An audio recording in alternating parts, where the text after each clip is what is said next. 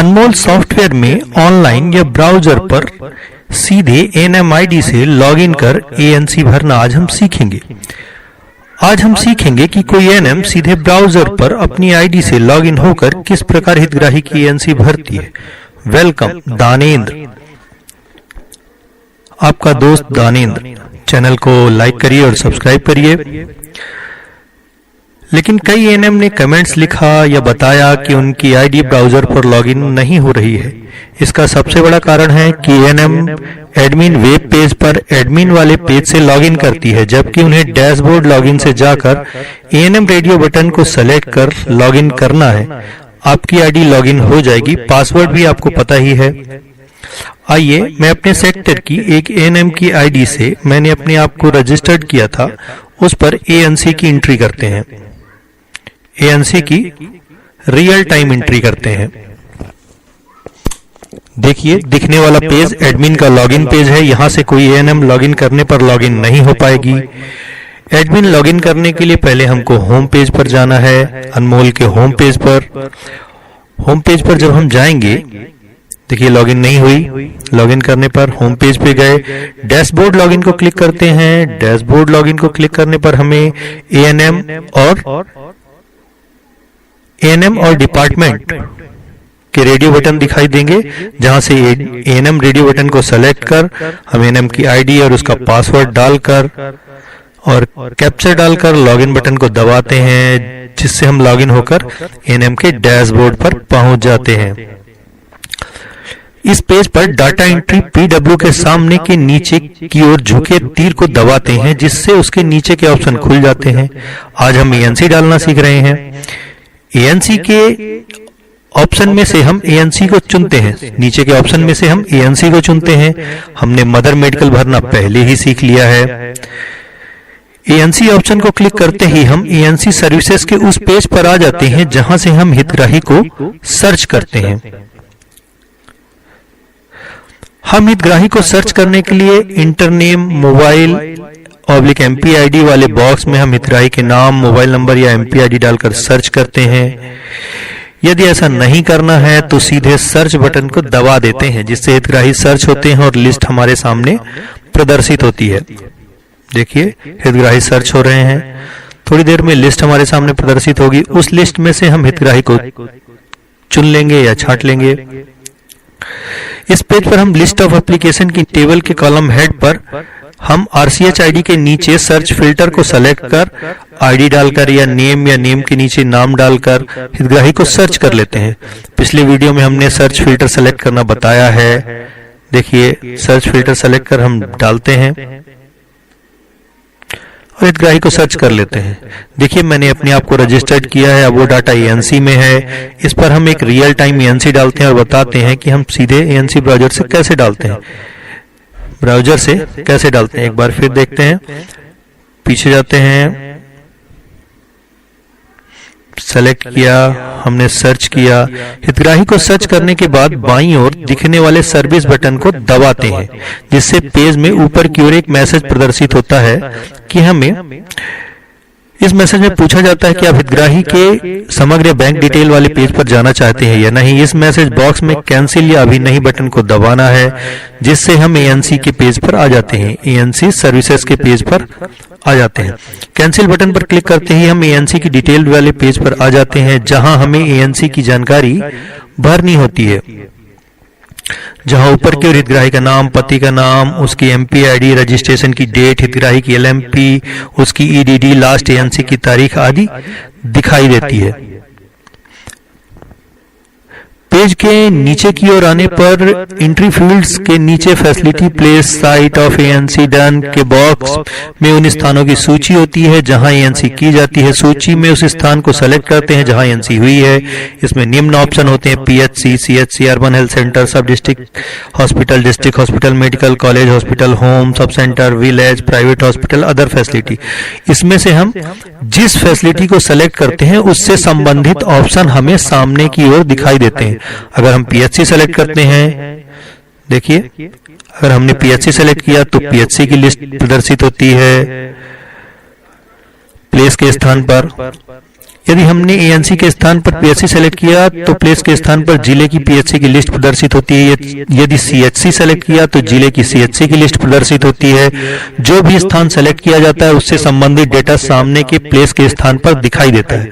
कुछ स्थानों को सेलेक्ट करने पर सामने टेक्स्ट बॉक्स दिखाई देगा जिस पर हम लिखकर किसी स्थान का नाम डाल सकते हैं या लिखकर हम स्थान का नाम डाल सकते हैं। Urban health centre, urban health centre,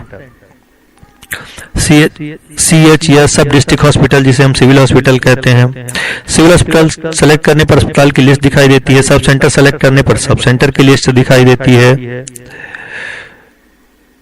medical college select किया तो मेडिकल कॉलेज दिखाई देता है। अदर हेल्थ फैसिलिटी सेलेक्ट किया तो सामने प्लेस नेम में लिखने के लिए बॉक्स आ जाता है। देखिए, इसके बाद हम सारी फैसिलिटीज को सेलेक्ट करके देख रहे हैं, दिखा रहे हैं। सब सेंटर सेलेक्ट किया। सब सेंटर सेलेक्ट करने के बाद एएनसी कहाँ हुई है, एएनसी किए जाने के स्थान सेलेक्ट करने के बाद हम आगे एएनसी होने का दिनांक, एएनसी की डेट के नीचे क्लिक करने पर खुलने वाले कैलेंडर से सबसे पहले वर्ष सेलेक्ट करते हैं, फिर माह सेलेक्ट करते हैं, फिर दिनांक सेलेक्ट करते हैं। देखिए, सेलेक्ट किया एएनसी डेट वाले से एएनसी डेट पर क्लिक करके एएनसी सेलेक्ट कर लेते हैं। देखिए, खुल गया कैलेंडर। कैलेंडर से हम डेट सेलेक्ट कर लेते हैं।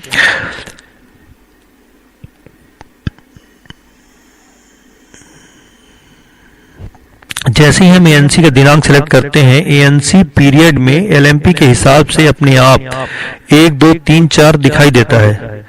एएनसी पीरियड में 1 2 3 4 दिखाई देता है। यह दिखाता है कि एलएमपी के हिसाब से कौन सी एएनसी है जिसका दिनांक आपने सेलेक्ट किया है या डाला है। इसके बाद एवॉर्सन इफ एनी के नीचे के सिलेक्शन बॉक्स से हम एवॉर्सन चुनते हैं कि हुआ है या नहीं। यदि एएनसी की जा रही है तो एवॉर्सन नो ही रहेगा।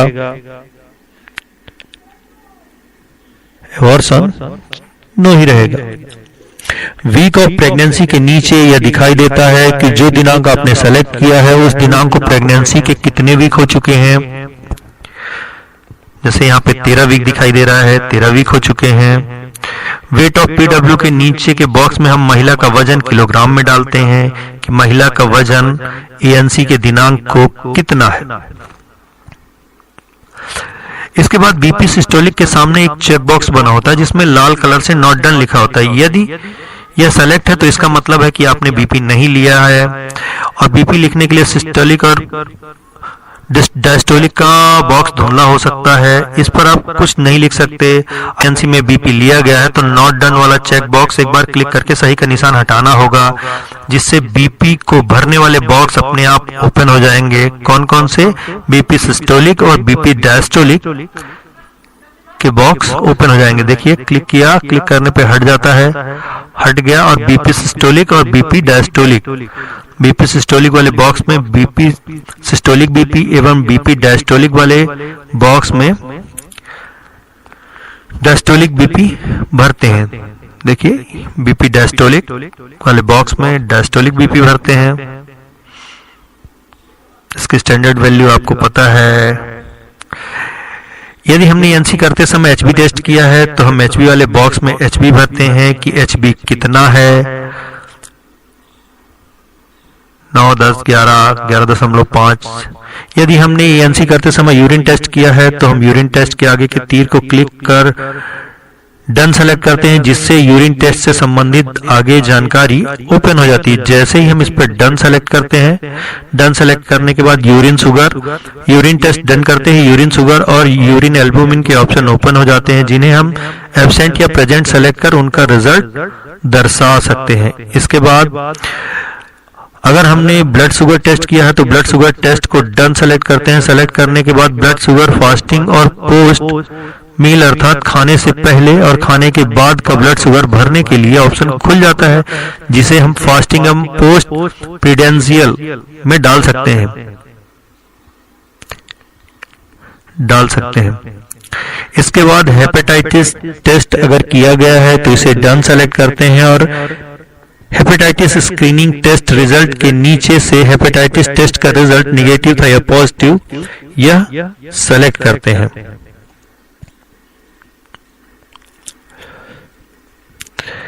इसको सेलेक्ट करने के बाद हम आगे आते हैं। इसमें दिया गया है मलेरिया टेस्ट डन। यदि मलेरिया टेस्ट किया गया है तो मलेरिया टेस्ट को डन करके उसका टेस्ट रिजल्ट निगेटिव है या पॉजिटिव, यह टेस्ट रिजल्ट के नीचे के बॉक्स से सेलेक्ट करते हैं। मलेरिया टेस्ट डन यदि डन किया गया है तो उसका रिजल्ट क्या है, निगेटिव है या पॉजिटिव, ये सेलेक्ट करते हैं। इसके बाद आगे आते हैं। अब एडिमा सेलेक्ट करते हैं। यदि शरीर में सूजन आदि होती है तो यहाँ यस सेलेक्ट करें, यदि सूजन नहीं है तो नो सेलेक्ट करें। एडिमा का सिलेक्शन यहाँ से किया जाता है। इसके बाद टीटी डोज या टीडी डोज। अब टीडी डोज के नीचे से टीडी की कौन सी डोज दी गई, अर्थात टीडी फर्स्ट या टीडी सेकेंड या टीडी बूस्टर दिया गया है, यह सेलेक्ट करते हैं। सेलेक्ट करने के बाद टीडी डोज सेलेक्ट, टीडी की डोज सेलेक्ट करने के बाद टीडी की डेट सेलेक्ट करने के लिए टीडी डेट वाला ऑप्शन खुलता है, जिस पर क्लिक करने से कैलेंडर ओपन होता है, जहां से हम टीडी दिए जाने का दिनांक सेलेक्ट कर लेते हैं।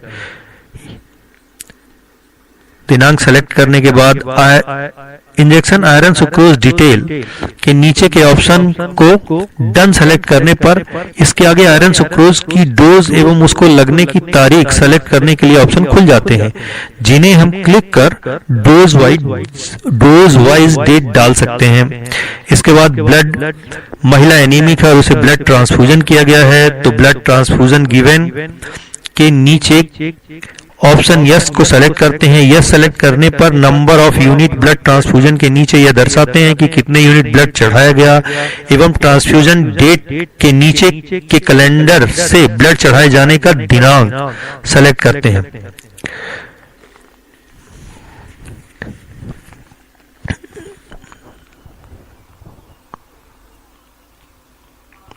इसके बाद number of folic acid tablet given के नीचे हम कितनी फॉलिक एसिड की हमने कितनी फॉलिक एसिड की गोलियां दी हैं यह सेलेक्ट करते हैं। इसी प्रकार IFA और कैल्शियम की गोलियां डालते हैं। यह इन बॉक्स के सामने बने ऊपर नीचे हीरों को दबाकर घटाई या बढ़ाई जा सकती हैं। यह 10 के गुणन में होती हैं। क्योंकि हमारी जो गोलियों की स्ट्रिप होती है वह 10 गोलियों की स्ट्रिप होती है। इसके बाद number of albendazole tablet given के नीचे से एल्बेंडाजोल की गोलियां कितनी दी गई हैं इसकी संख्या डाली जाती है। इसके बाद फंडल हाइट या size of uterus in week के नीचे से हम प्रेगनेंसी कितने वीक की है या फंडल हाइट क्या दर्शा रही है यह सप्ताह में डालते हैं। सप्ताह की गिनती के रूप में डालते हैं। इसके बाद फीटल हार्ट रेट के नीचे हम फीटल या पेट में जो बच्चा है उसकी हार्ट रेट क्या है यह डालते हैं। फीटल प्रेजेंटेशन या पोजीशन के नीचे से हम यह सेलेक्ट करते हैं कि बच्चा सिफेलिक, ट्रांसवर्स अर्थात तिरछा है, सीधा है या उल्टा है, यह सेलेक्ट करते हैं। कहां से? फीटल प्रेजेंटेशन से। फीटल मूवमेंट के नीचे से हम यह सेलेक्ट करते हैं कि पेट में बच्चे का मूवमेंट कैसा है, नॉर्मल है अर्थात सामान्य, इंक्रीज अर्थात ज्यादा, नॉट प्रेजेंट अर्थात मूवमेंट का पता ही नहीं चल रहा है या मूवमेंट नहीं है, डालते हैं या सेलेक्ट करते हैं।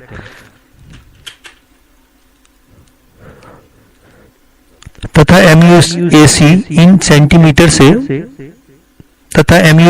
सेंटीमीटर से महिला की बाह की नाप MUAC टेप से कितनी है यह भी डालते हैं। MUAC टेप से महिला के बाह की नाप कितनी है यह भी डालते हैं। इसके बाद any symptoms of high risk के सामने choose symptoms of high risk option के ड्रॉप डाउन लिस्ट के तीर को क्लिक करते हैं, जिससे हाई रिस्क होने के सिम्टम्स सेलेक्ट किए जा सकते हैं। इनमें निम्न ऑप्शन होते हैं। इसमें एक से ज्यादा ऑप्शन सेलेक्ट किए जा सकते हैं। पहला है कन्वल्जन्स आना या बेहोशी के झटके आना, वेजाइनल ब्लीडिंग या रक्तस्राव होना, फॉलिंग स्पेलिंग डिस्चार्ज या बदबूदार पानी आना, डायबिटिक होना, जुड़वा बच्चे होना, पीलिया होना या हाई ग्रेड का फीवर होना। ये हाई रिस्क के ऑप्शन यहाँ पे दिखाई देते हैं। Counselling of postpartum conception method के लिस्ट बॉक्स से हम यह चुनते हैं कि डिलीवरी के बाद परिवार नियोजन के किन साधनों के लिए आपने समझाइश दी। इनमें निम्न ऑप्शन होते हैं। पहला है कंडोम, दूसरा है मेल स्टरलाइजेशन, तीसरा है नन, चौथा है पीपीआईसीडी डिलीवरी के 48 घंटे के अंदर, या कि महिला नसबंदी, या कि अंतरा, या कि छाया लिया गया है, ये दर्शाते हैं। मैटरनल डेथ के नीचे से महिला की अगर मृत्यु हो गई है तो उसको दर्शाते हैं मैटरनल डेथ के नीचे से। इसके बाद रेफरल डेट के नीचे से यह डाला जाता है कि महिला को किस दिनांक को रेफर किया गया। Name of referral facility in ANC के नीचे से यह सेलेक्ट करते हैं कि किस संस्था में एएनसी के लिए रेफर किया गया, वो पीएचसी है, सीएससी है, डिस्ट्रिक्ट हॉस्पिटल है, ये सेलेक्ट किया जाता है। Referral facility level for delivery के नीचे के रेडियो बटन से यह सेलेक्ट करते हैं कि डिलीवरी के लिए महिला को किस लेवल की संस्था में रेफर किया गया है, वह पीएचसी है, सीएचसी अथवा सिविल अस्पताल है इत्यादि। Name of referral facility for delivery के नीचे से यह सेलेक्ट करते हैं कि डिलीवरी के लिए किस संस्था में रेफर किया गया है। इसके बाद सेव की बटन को दबाते हैं, एएनसी सेव हो जाती है और एएनसी सेव होने पर मैसेज आता है जिसे ओके कर देने पर एक एएनसी नीचे की ओर जुड़ जाती है। जो एएनसी हमने की वह नीचे की ओर जुड़ जाती है। आज हमने सीखा किसी हितग्राही की एएनसी हम ब्राउजर से सीधे कैसे डालते हैं। आगे के वीडियो में यह बताया जाएगा कि हम एएनसी में एनीमिया, मॉडरेट एनीमिया और सीवियर एनीमिया, पीआईएच या हाई रिस्क कैसे डालते हैं, यह सीखेंगे। इसके पहले चैनल को सब्सक्राइब करिए और वीडियो अगर पसंद आया हो तो लाइक जरूर करिए। धन्यवाद।